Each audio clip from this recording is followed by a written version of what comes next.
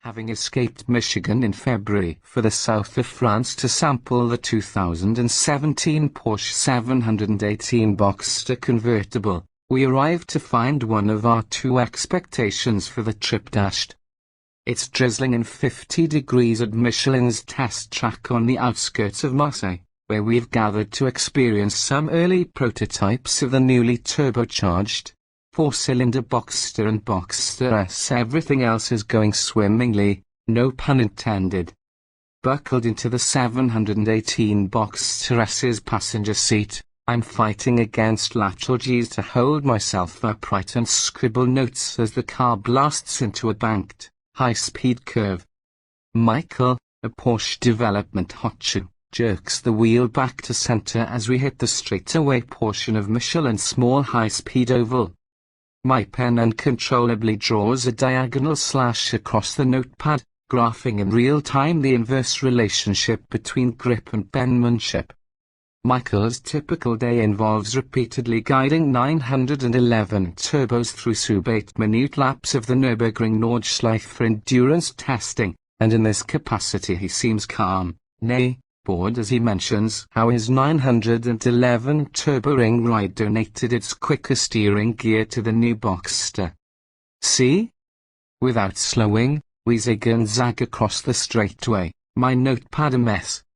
The back end is more stable, too, he offers, referencing the half-inch wider rear wheels and an engine kudel's-defining steel reinforcement. Engines of change not being in the driver's seat, it's difficult to confirm the change's efficacy. The back end feels stickier, a prerequisite for integrating the snappier steering gear without sacrificing stability, but then grip and poise are two things the outgoing Boxster already had in spades. A dearth of major chassis changes leave few doubts in our minds that it is as good to drive, if not better, than before. Every 718 employs new 13.0-inch front brakes. The Boxster borrows the outgoing Boxster S's pieces, and the new Boxster S cribs its slightly thicker rotors 1.3 versus 1.1 inches from the 911 Carrera. All Boxsters wear new albeit identical-looking body panels save for the hood, trunk lid, and windshield frame.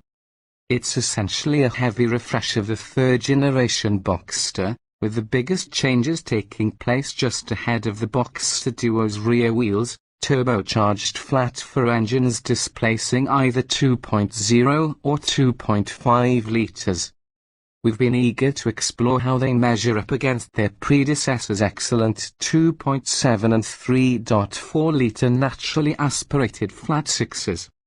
Derived from the 2017 911 Carrera's twin-turbocharged 3.0-litre flat-six, the Boxster's turbocharged flat-fours are very nearly the same minus two cylinders. The only differences between the fours are a larger bore and a larger Borg-Warner turbocharger featuring variable turbine geometry VTG technology for the S's 2.5-litre. VTG helps combat turbo lag at lower engine speeds without sacrificing turbocharger size and top-end power, by using adjustable vanes at the turbine's inlet to direct exhaust gas flow like air from the neck of a balloon. The vanes aim exhaust flow at the turbine wheel's periphery at low RPM to help build boost. Then, at high RPM when ample boost exists, the vanes direct flow towards the center of the turbine wheel to minimize back pressure. VTG, another donation from the 911 Turbo and notably absent in the new 911, imbues the Boxster S with sharper seeming responses than the regular Boxster. The 2.5's larger turbo runs up to 14.5 pounds per square inch of boost, giving the 350 horsepower Boxster S a substantial 50 horsepower and 29 lb-ft torque advantage over the 2.0-litre car, whose smaller turbo nonetheless offers up to 20.3 pounds per square inch of pressure.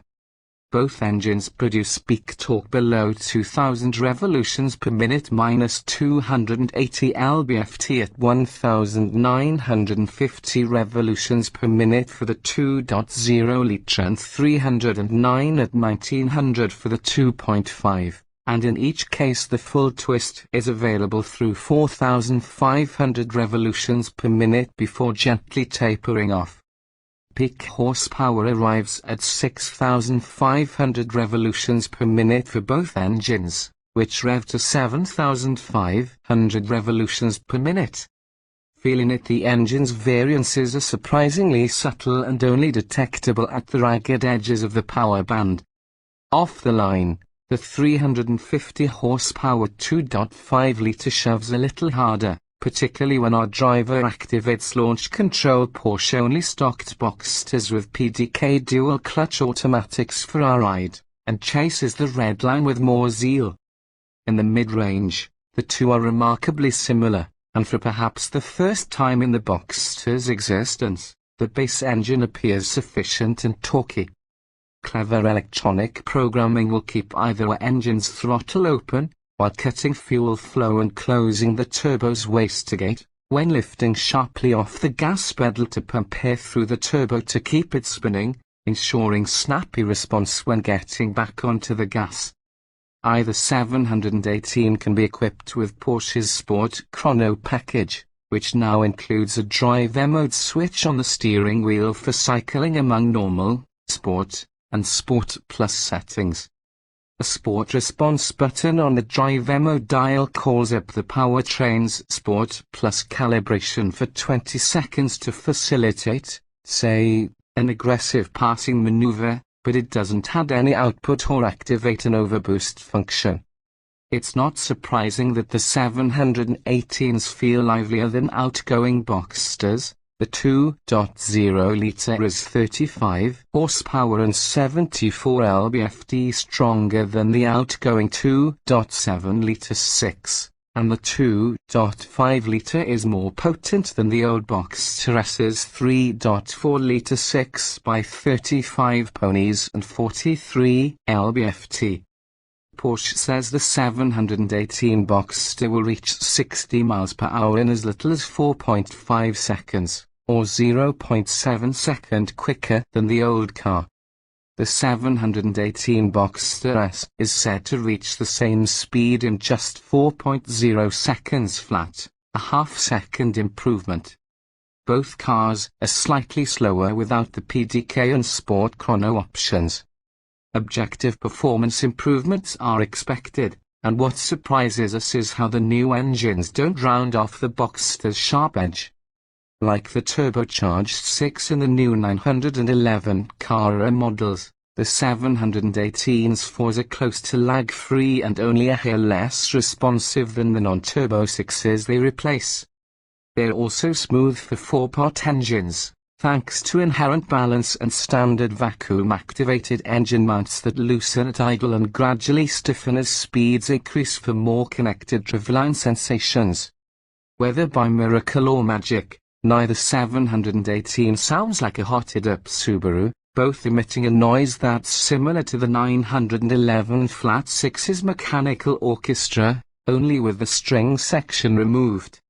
Down an octave or two, the sound is purposeful and raspy, more so with the optional dual-mode sports exhaust. Right, not down. Porsche is adamant that the smaller, 4-cylinder Boxster engines represent more than mere downsizing for the sake of it. The company instead prefers the term right-sizing, noting that downsizing taken too far can have negative effects on output and fuel economy. Besides fomenting disappointment, over-downsized, overworked turbo engines can negate the fuel economy benefits of going turbo in the first place. With carry-over gearing in the PDK transmission in conjunction with a slightly taller 3.62-to-1 final drive ratio, and the marginally taller gearing from the old Boxster S's manual transmission working through the same 3.89-to-1 final drive and stick shift models, the 718 is expected to consume 14% less fuel. The PDK can even slip its two clutches to create virtual gears, or ratio mixes between two actual gears at certain vehicle speeds and low engine load to maximize efficiency without relying on a higher gear at the expense of engine lugging and low vibrations. All of this bears out on the track, where the 718 is a happy scamp trundling at 45 miles per hour or shrieking along in red mist mode.